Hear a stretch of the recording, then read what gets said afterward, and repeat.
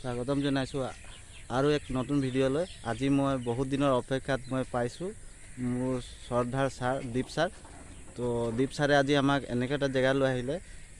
ছাৰে আপোনাৰ নিজৰ মুখেৰে ক'লে বেছি ভাল পাম যে জেগাডোখৰ আপুনি অভিষেক কৈ দিয়কচোন। নমস্কাৰ। আপোনালোকে জানি সুখী হ'ব, আমি আজি উপস্থিত আছোঁ 600 বছৰ আহোম ৰাজত্বকালৰ গৌৰৱ কঢ়িয়াই লৈ ফুৰা এখন বিখ্যাত খাট বা পথাৰ জয়খামদাং খাট। নাজিৰা নগৰৰ একেবাৰে কাষৰে স্বৰ্গদেউ প্ৰতাপসিংহৰ দিনত নিৰ্মাণ কৰা এখন খাট বা খেতিৰ খাট বা পথাৰ হ'ল জয়খামদাং খাট। এই জয়খামদাং খাটৰ বহু ইতিবৃত্ত আছে বা তাৎপৰ্য আছে, আপোনালোকে সকলোৱে জানে। আৰু মই যিমানলৈকে মই গৱেষণা কৰিছোঁ বা অধ্যয়ন কৰিছোঁ বা মোৰ অধ্যয়নে ঢুকি পোৱালৈকে মই পাইছোঁ, এই অঞ্চলত এটা সময়ত জয় নামৰ এজন মানুহে তেওঁ নিসন্তান হিচাপে ইয়াত বাস কৰিছিল আৰু তেওঁ অজস্ৰ গোটেই সম্পত্তিখিনি তেওঁ মালিক আছিল, তেওঁ স্বত্বত আছিল, তেওঁ দখলত আছিল। আৰু তেখেতে স্বৰ্গদেউ প্ৰতাপসিংহই কৈছিল, জয় তুমি এই ওখ ঠাইখিনি আমাক খেতি কৰিবৰ কাৰণে দি তুমি অন্য ঠাইলৈ গুচি যোৱা। তেতিয়া জয়ে অলপ আপত্তি কৰি কৈছিল যে মই মোৰ পুলিং পুঠাসকলৰ মোৰ পূৰ্বপুৰুষসকলে দিয়া দান কৰা ভূমিখিনি মই কাকো নিদিওঁ। কিন্তু ৰাজআজ্ঞাত যেতিয়া ৰাজচৰালৈ জয়ক লৈ অহা হ'ল, জয়ে কৈছিল দণ্ডপদে পৰি দীঘল দি পৰি কৈছিল যে মই মোৰ পুলিং পুঠাসকলৰ সম্পত্তিখিনি দিম যদিহে মোৰ ওজনৰ সমান সোণৰ মোহৰ দিয়ে। কিন্তু সেই স্বৰ্গদেৱে এখন তোলাচনীত তেওঁক তুলি লৈ তেওঁৰ ওজনেৰে সোণৰ মোহৰ দিছিল আৰু জয়ে সেই সোণৰ মোহৰখিনিকে কাপোৰেৰে বান্ধি লৈ ডাঙত ডাং মাৰি লৈ গুচি গৈছিল। আৰু সেইকাৰণে কৈছে জয় মানে হ'ল জয় এজন মানুহৰ নাম, খাম মানে হ'ল সোণৰ মোহৰ বা কাপোৰখিনি, আৰু ডাং মানে হ'ল এডাল মাৰি। আৰু সেই জয়খামদাং ইতিমধ্যে আমাৰ ইয়াত থকা এজন স্থানীয় বাসিন্দাত এটা সমাজকৰ্মী নয়ন গগৈ ছাৰে কৈছে যে জয়খামদাং পথাৰৰ এটা বৈশিষ্ট্য আছিল। জয়খামদাং পথাৰৰ ভাত এঙেৰাৰ চৰু, বলমাৰ মাছ, দক্ষিণ এঙেৰাৰ গৰু আৰু জয়খামদাঙৰ ভাত। জয়খামদাঙৰ ভাতৰ সোৱাদ এনে সুস্বাদু আছিল যি আহোম ৰজাসকলৰ বা আহোম ৰাজকাৰেঙত সদায় জয়খামদাং খাটৰ ভাতেই ৰন্ধন হৈছিল। আৰু ইতিমধ্যে আমি দেখিছোঁ, আমি সকলোৱে জানো যে জয়খামদাং ঘাটতে আছে স্বৰ্গদেউ জয়দেউ সিংহৰ দিনত এই পথাৰৰ পৰা 24টা ভঁৰাল, যাক চওঁৰা ভঁৰাল বুলি কোৱা হৈছে। চওঁৰা জয়, বিজয়, অক্ষয়, অব্যয় ৰজাবাৰী আছে। এই ৰজাবাৰীত আমি উপস্থিত হৈ আছোঁ। আৰু এই জয়, বিজয়, অক্ষয় য'ত ভঁৰাল আছিল, এই ভঁৰালত অনবৰতে তাৰ 4টা ভঁৰালত অনবৰতে ধান উভৈনদী হৈ মেট মৰা আছিল। আৰু এই ধানৰ ভাতৰ সোৱাদৰ কথা ইতিমধ্যে মই কৈছোঁৱে, বৰ সুস্বাদু আৰু অতি তেলেতীয়া আছিল। আৰু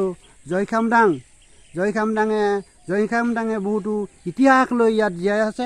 আৰু জয়খামদাঙৰ ইতিহাসক আমি ভাষাৰে বা কথাৰে কৈ শেষ কৰিব নোৱাৰোঁ। আৰু ইয়াতে আছে স্বৰ্গদেউ জয়দেউ সিংহই এই পথাৰৰ খেতি শেষ কৰি লখিমী ভঁৰাললৈ আদৰি আনিবৰ কাৰণে লখিমী পুখুৰী আছে। আৰু সেই লখিমী পুখুৰীৰ কাষতে আছে নাঙল ধোৱা আৰু কোৰ ধোৱা পুখুৰী। আমি ইতিমধ্যে পৰৱৰ্তী সময়ত এই বিষয়ে আকৌ বিস্তৃতভাৱে আলোচনা কৰিম। ধন্যবাদ ছাৰক।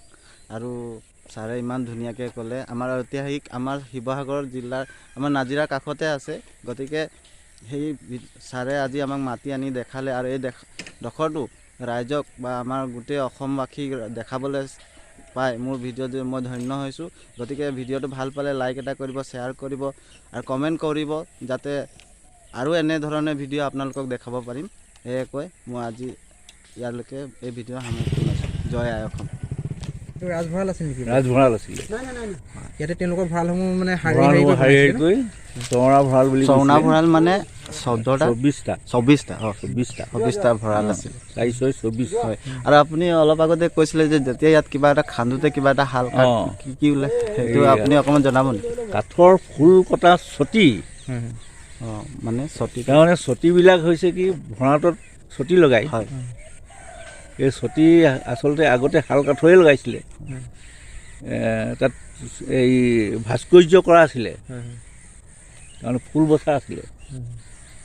মই দেখা নাপালোঁ, হ'লেও পিছত মানে কোনোবাই কি কৰিলে, এইটো দিন হ'ল পিছে।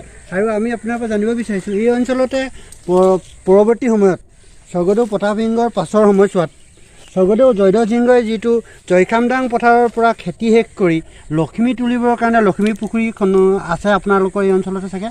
ইয়াতে আৰু নাঙল ধোৱা আৰু কোৰ ধোৱা দুটা পুখুৰীৰ অৱশিষ্ট আছে বুলি আমি বুৰঞ্জীত পঢ়িবলৈ পাওঁ। সেই সংক্ৰান্তত আপুনি কি ক'ব আমাৰ দৰ্শকসকলক? হয়, আমিও শুনিছোঁ বুলি এইটো কাৰণেই কৈছোঁ, লখিমী পুখুৰীটো সকলোৱে দেখি আছে। হয় এই কোৰ ধোৱা আৰু নাঙল ধোৱা পুখুৰী আমি দেখা নাই, হয় কিন্তু তাৰ কিছু চিন অৱশিষ্ট দেখিবলৈ পোৱা যায়। এই বাৰীখনৰ চুকতে ঠিক আপোনালোকে মন কৰিলে দেখিব অকণমান সেই দ নিচিনা ঠাই এটুকুৰা আছে, সম্ভৱ সেইটোৱে নাঙল ধোৱা পুখুৰী হ'ব। কালক্ৰমত পোত খাই গৈছে ন? পোত খাই গৈছে এতিয়া। অকণমান মন কৰিছেনে বাৰু, অকণমান দ নিচিনা ঠাই এটুকুৰা আছে। আমি ওচৰলৈ গৈ পিনে অলপ পৰিদৰ্শন কৰি আহিম আৰু। ঠিক তেনেকৈ ইয়াৰ পশ্চিম ফালে কোৰ ধোৱা পুখুৰী এটা, ঠিক অকণমান ইয়াৰ পৰা 100 গজ আঁতৰত আছে।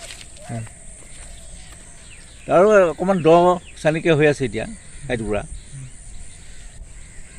আমি সেই দুটাই হয় বুলি আমি ভাবি আছোঁ এতিয়া। হয় হয় এই আৰু এইবিলাক একেবাৰে উপযুক্ত তথ্য প্ৰমাণ বা কিবা আজিলৈকে কোনো পোৱা নাই। হয় আৰু আপোনাক মই এটা কথা আপোনাৰ পৰা জানিব বিচাৰোঁ, আপুনি একেষাৰে ক'ব পাৰিবনে যে এই জয়খামদাং ঘাটখন এখন ঐতিহাসিক পথাৰ, যি 600 বছৰ আহোম ৰাজত্ব কৰা ৰাজত্বৰ গৌৰৱ আজিও বহন কৰি আছে, আপুনি ভাবেনে এজনে ইয়াৰ বাসিন্দা হিচাপে? হয় নিশ্চয় হয়, কাৰণ আমি ইয়াৰ চিনবিলাকে কয়, যিহেতু ইফালে চাৰিওফালে বকিয়া আছে, এই বকিয়াবিলাক ৰজাই খেতি কৰা সুচলৰ কাৰণে ইয়াত বিভিন্ন জনগোষ্ঠীৰ মানুহ আছে, ইয়াত টাইৰাইসকল আছে, যিসকলে অসমীয়া জাতি গঠন প্ৰক্ৰিয়াত এটা বৃহৎ অৱদান। হয় হয় সেইটো ভাবেনে? সেইটো হয়, ধন্যবাদ। অসমীয়া জাতি এটা মূল অংশ হয় তেওঁলোক।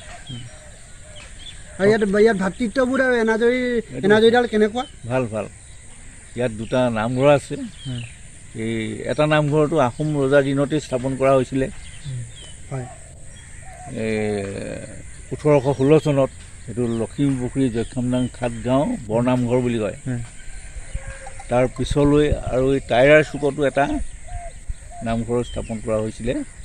গতিকে নামঘৰ দুটাই সামাজিক ক্ষেত্ৰত বহুখিনি বান্ধোন ৰাখি আছে। ধন্যবাদ জনাইছোঁ। ধন্যবাদ জনাইছোঁ। এয়াই হৈছে য'ত ভঁৰালবোৰ আছিলে, এই ৰজাবাৰী বুলি কোৱা হয়।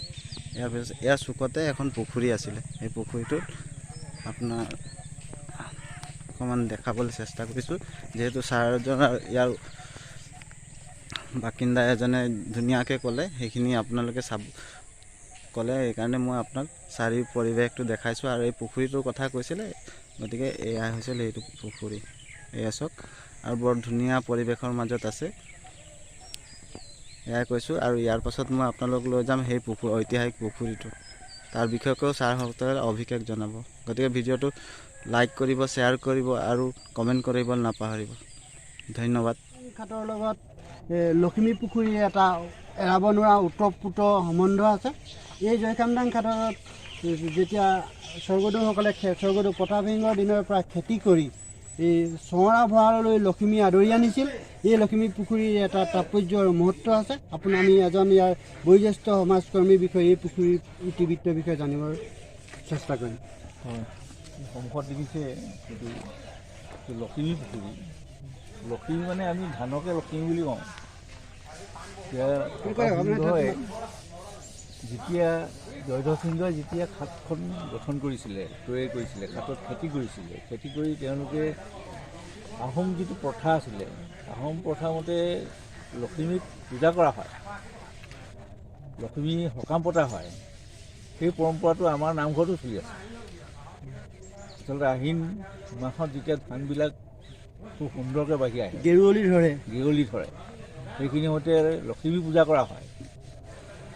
সেই লক্ষ্মী পূজা হয়তো প্ৰতাপ সিংহৰ দিনতো ৰাইজে কৰিছিলে খেতি কৰি।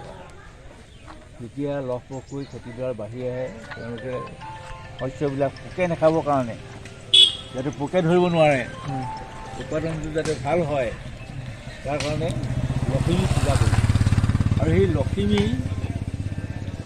তোলা এটা নিয়ম আছে, জাকৈ বাই লখিমী তোলে বুলি কৈছে। এৱা সূতা দি জাকৈ বাই মাটি কলহত লখিমী তোলে। তাৰ যিমান পানী হয়, সেই পানীখিনি আনি ৰাইজে পিঠাগুড়ি লগত সানি ভঁৰালত ৰাখি থৈছিল। গতিকে এইটো এটা নিয়ম আছিলে, আহোমৰ পৰম্পৰা আছিলে। ৰজাই সেই নিয়মটো ৰক্ষা কৰিবৰ কাৰণে বা ৰজাই এইটো নিয়ম উলিয়াইছিলে আমি সিমানটো নাজানিম। হয়তো সেই ৰজাই সেই নিয়মটো প্ৰচলন কৰিছিলে লক্ষ্মী তুলিবৰ কাৰণে। গতিকে লক্ষ্মী তুলিবৰ কাৰণে এই বৃহৎ ডাঙৰ পুখুৰীটো খন্দাইছিলে। পুখুৰীটো খন্দোৱাৰ এটা ঐতিহ্য আছে। পুখুৰীটো সোঁ মাজতে এডাল নাংমণি আছিলে, প্ৰায় 20 ফুট দীঘল। আৰু নাংমণিৰ তলত প্ৰায় 8 ফুট 8 ফুট ব্যাসাৰ্ধৰ এটা গোল চৰিয়া, পিতলৰ চৰিয়া আছিলে। আৰু সেই পিতলৰ চৰিয়াটোৰ তলত এটা উহ আছিলে। আমি শুনিবলৈ পাইছিলোঁ যে ৰজাই এখন মাটি চাকি লৈ এই অঞ্চলটোত ঘূৰি ফুৰিছিলে। ঘূৰি মাটি চাকিখন য'ত নুমাই গৈছিলে, নিজে নুমাই গৈছিলে, সেই ঠাইতে নাংমৰিডাল স্থাপন কৰিছিলে। আৰু তাতে এটা উহ খান্দিবৰ কাৰণে পিতলৰ এটা ডাঙৰ চৰিয়া স্থাপন কৰিছিলে। কৰাৰ পিছতে চাৰিওফালে এটা প্ৰায় 8 পুৰা মাটিৰ এটা পুখুৰী খন্দাইছিল। গতিকে আজিও এই পুখুৰীটো বিভিন্ন আঁচনিৰ দ্বাৰা সংৰক্ষণ কৰা হৈ আছে। ইয়াত ৱৰ্ল্ড বেংকৰ সহায়ত হাৰিয়ালী প্ৰজেক্ট হৈছে, মীন পালন কৰা হৈছিল। গতিকে বিভিন্ন কাৰণত সেইবিলাক বন্ধ হৈ গ'ল যদিও পুখুৰীটো এতিয়া সংৰক্ষণ হৈ আছে। এই 4টা পাৰ পকা কৰিবলৈ চেষ্টা কৰা হৈ আছে।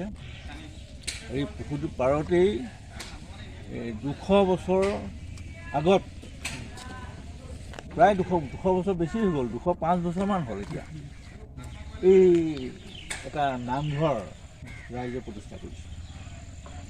এই নামঘৰ ভাগি নামো লক্ষ্মী পুখুৰী জখমদাং খাটগাঁও বৰনামঘৰ বুলি ৰখা হ'ল। স্থাপিত ইয়াত স্থাপিত হৈছিলে 1916 চনত। আমি আপোনাৰ পৰা এটা কথা জানিব বিচাৰিম যে ইতিমধ্যে জয়খামদাং নামটো তল পৰি গৈছে নেকি? এই পুখুৰীটোক লৈ গোটেই অঞ্চলটোৰ নাম লক্ষ্মী আমি ৰক্ষা কৰি আছোঁ। জয়খামদাং নামটো এতিয়া অলপ কমি গৈছে নেকি জয়খামদাং বুলি ব্যৱহাৰটো? কমি যোৱাটো হোৱা নাই, বাঢ়িছে। যদি আখৰ পাখৰ অঞ্চলবিলাকেও জয়খামদাং শব্দটো ব্যৱহাৰ কৰি লৈছে। সেইটো এটা আমাৰ কাৰণে ভাল খবৰ। হয় জয়খামদাং নমাটি এনেদৰে ব্যৱহাৰ কৰি লৈছে। নাই, কিন্তু এই গোটেই অঞ্চলটো লখিমী পুখুৰীটো থকাৰ কাৰণে লখিমী পুখুৰী বুলি বেছি ৰাজৰ গাঁও হিচাপে জয়খামদাং বুলি দুয়োটা বস্তু সম্বন্ধ আছে। আচ্ছা, মই ইতিমধ্যে কৈছোঁৱে যে দুইখন ইটোৰ লগত ইটোৰ পৰিপূৰক, মানে এৰাবই নোৱাৰে। আৰু এটা কথা আমি আপোনাৰ লখিমী পুখুৰীটো প্ৰথমে দিছে, হয় 7খন পিছলৈ গ'ল আৰু। আমি আপোনাৰ পৰা আমাৰ দৰ্শকসকলক আৰু এটা পুৰণা কথা জনাব বিচাৰিম, জনাবলৈ চেষ্টা কৰিম। এই যিটো আমি আলি দেখিছোঁ, এইটো আপোনালোকে এইটো কৈছিল যে কানিয়া মানুহসকলে বনাইছে। এইটো কানি আলি নে লখিমী আলি? আপুনি কানিয়া আলি আছিলে, প্ৰথমে আছিলে কানিয়া আলি। ইয়াৰ আগতে আছিলে এইটো সৰু বকীয়া। হয়, তাকে মেৰামতি কৰি কানিয়াসকলে যিসকলে কানি খাইছিল, যেতিয়া ব্ৰিটিছ দিন আহিলে, ব্ৰিটিছৰ দিনত কানি যেতিয়া ইয়াত প্ৰচলন হ'ল, এতিয়া গাঁৱৰ মানুহবিলাকে কানি খাবলৈ লাগিলে। কানি খাই বোলে নহয় ৰাস্তাতে আমাক লাগে, ইমান বোকা পানী গছকি। বুৰঞ্জীয়ে ক'বা ইতিহাসে কয় এই কানিয়ালিটো য'ত ত'ত ছিগা আছিলে, বোকা আছিলে, কিন্তু কানিয়াসকলে নিজেই ৰাস্তাটো কষ্ট কৰি বনাই দিছিলে। এইটো লখিমী আলি নহয়, কানিয়ালি ন? আচলতে পুৰণি নাম কানিয়ালি। পিছলৈ যেতিয়া ইয়াতে পঞ্চায়তৰ আঁচনি এখন আহিলে, প্ৰায় 1971 চনত, তেতিয়া ইয়াৰ নামটো আমাৰ স্থানীয় এজন পঞ্চায়তৰে সদস্যই কি কৰিলে, লখিমী আলি নাম দিলে। মানে লখিমী পুখুৰীটোৰ পৰাই চাগে লখিমী আলি হৈছে। সেইটো পিছতহে আহিলে, আগতে কানিয়া আলি আছিলে। মানে এইটো লখিমী আলিটো যে আমাৰ একদম সেই তালৈকে মুঠতে তেতিয়াৰ পৰা এইটো লখিমী আলি হৈ গ'ল। আচলতে এই নামঘৰ এই লখিমী পুখুৰীটোৰ পৰাহে লখিমী আলিটো মানে বৰ্তমানলৈকে হৈছে, কিন্তু আগত আছিলে কানিয়া আলি। হয়, ধন্যবাদ দিলোঁ। ধুনীয়াকৈ সুন্দৰভাৱে আপুনি আমাক বুজাই দিয়াৰ আৰু কৈ দিয়াৰ কাৰণে আপোনাক ধন্যবাদ জনাইছোঁ। সৰুকৈ ইনফৰমেশ্যন এটা ঐতিহাসিকৰ বিষয়ে আপোনালোকক জনাবলৈ চেষ্টা কৰিলোঁ। যদি ভিডিঅ'টো ভাল পালে লাইক কৰিব, শ্বেয়াৰ কৰিব, কমেণ্ট কৰিব আৰু নতুনকৈ কোনোবা যদি চাইছে নিশ্চয় ছাবস্ক্ৰাইব কৰিব নাপাহৰিব। কাৰণ শেষতে ভিডিঅ'টো ইয়াতে সমাপ্ত কৰিছোঁ। জয় আই অসম।